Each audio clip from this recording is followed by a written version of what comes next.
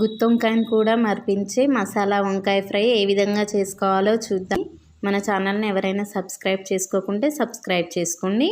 దీనికి నేను 1 స్పూను పల్లీలు వేసుకున్నాను. పల్లీలు ఈ విధంగా వేయించుకున్నానండి. అలాగే పుట్నాల పప్పు, కొంతమంది వేపుడు పప్పు అంటారు. వీటిని కూడా మనకు గోల్డిష్లోకి వచ్చేంత వరకు వేయించుకోండి. కొంచెం ధనియాలు, అలాగే మెంతులు, జీలకర్ర, ఆవాలు, ఈ విధంగా అన్నీ పావు టీ స్పూన్ మాత్రమే వేసుకోండి, ఎక్కువ అవసరం లేదు.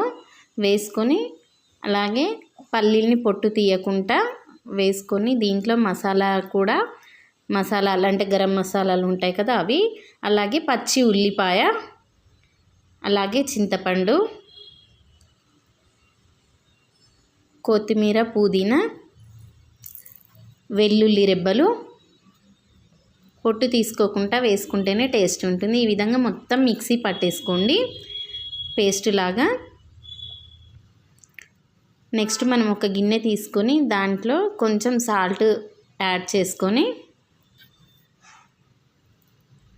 మనకు ఇవి వచ్చేసి మాకు నాటు వంకాయలు, ముళ్ళు వంకాయలు అంటాం. వీటికి మొత్తం ముళ్ళు ఉంటాయి చూడండి. ఇక్కడ నేనైతే నాటు వంకాయలు మాత్రం తీసుకున్నాను. ఈ విధంగా పొడవుగా కట్ చేసుకోవాలి.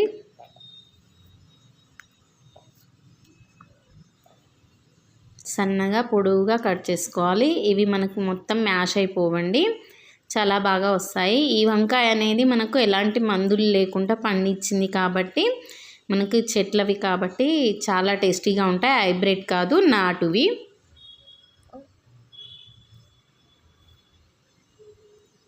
ఈ విధంగా మొత్తం కట్ చేసుకున్నానండి నేను. చూడండి, ఇవన్నీ ఉప్పు నీళ్ళల్లో వేస్తే ఏంటంటే చేదు పట్టవు.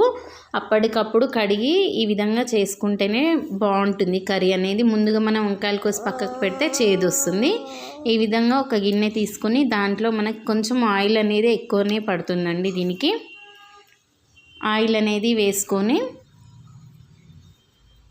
ఒక ఉల్లిపాయ ఈ విధంగా కట్ చేసి వేసుకోండి. అలాగే పచ్చిమిర్చి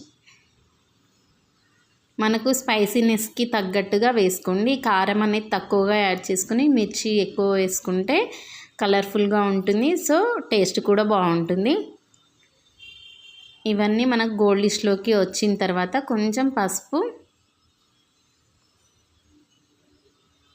వేసుకొని ఈ విధంగా కలిపేసుకొని మనం ముందుగా కట్ చేసి పెట్టుకున్న వంకాయలు ఉన్నాయి కదా, వంకాయలని వేసుకోండి. ఆయిల్ అనేది ఎక్కువగా ఎందుకు వేసుకున్నాను అంటే, కొంచెం ఆయిల్ వేసుకుంటే మనకి వంకాయలు మొత్తం ఆవిరి టైప్లో పట్టి మగ్గిపోతాయి అన్నమాట. అంటే ముద్దలా అయిపోతాయి. అలా కాకుండా ఇలా వేసుకుంటే వంకాయలు మంచిగా ఫ్రై అవుతాయి అన్నమాట. మనకు గుత్తి వంకాయ తిన్న టేస్ట్ అనేది వస్తుందన్నమాట, అంతకన్నా ఎక్కువ టేస్ట్. ఈ విధంగా చూడండి గోల్డిష్లోకి వచ్చాయి కదా, మనకి అప్పుడప్పుడు చూసుకుంటూ ఉండాలి. అలానే ఎక్కువసేపు కలపకూడదు. దీంట్లో కొంచెం టమాటోలు,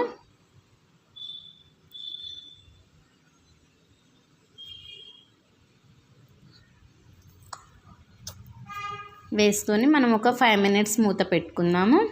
చూడండి ఏ విధంగా ఫ్రై అయ్యాయో. ఇలా ఫ్రై అయిన తర్వాత మనము పేస్ట్ చేసి పెట్టుకున్నాం కదా మసాలా, అది వేసుకోండి.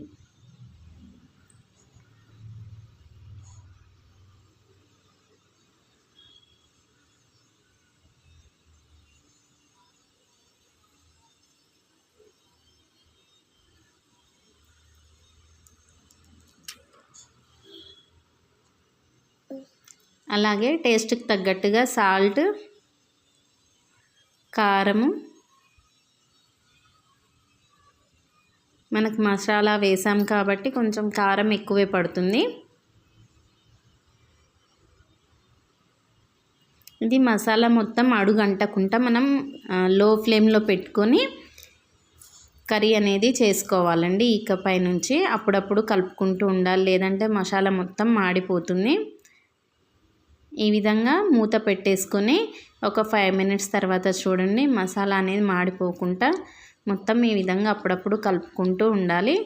అంతే అండి, సింపుల్గా కొరియాండర్ అనేది లేదా అంటే కొత్తిమీర, పుదీనా, కరివేపాకు యాడ్ చేసి మనం వేడిగా సర్వ్ చేసుకుంటే చాలా టేస్టీగా ఉంటుంది. మనకి ఇది అస్సలు పాడవదండి, ఒక 2 డేస్ వరకు ఉంటుంది. ఎందుకంటే మనం దీంట్లో వాటర్ అనేది వేయలేదు కాబట్టి చాలా టేస్టీగా ఉంటుంది. మీకు గుత్తి వంకాయని కూడా మరిపించే టేస్ట్ అనమాట. ఈ వీడియో అనేది మీకు నచ్చిందని అనుకుంటున్నాను. నచ్చితే లైక్ చేయండి, షేర్ చేయండి. థ్యాంక్ యూ ఫర్ వాచింగ్ అండి.